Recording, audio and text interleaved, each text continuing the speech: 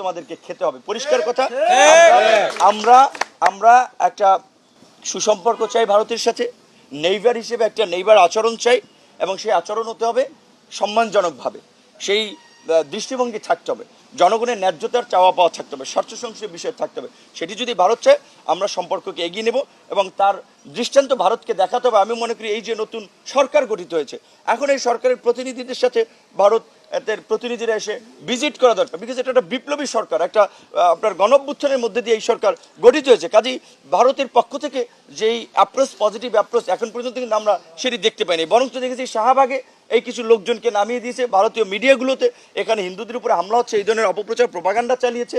Even ভারতের মিডিয়াগুলো এখনও নানানভাবে বিতর্কিত করে যাচ্ছে। এবং আপনি যেটা বলছেন আমাদের এই 6 ছাত্রনেতা যারা আলোচিত ছাত্রনেতা, ইয়েস, এখানে আমাদের যে আক্তার ডাকসুর সমাজসেবা সম্পাদক ছিল, আপনারা জানেন যে এই ভারতীয় আগ্রাসনের বিরুদ্ধে আবরার ফাহাদ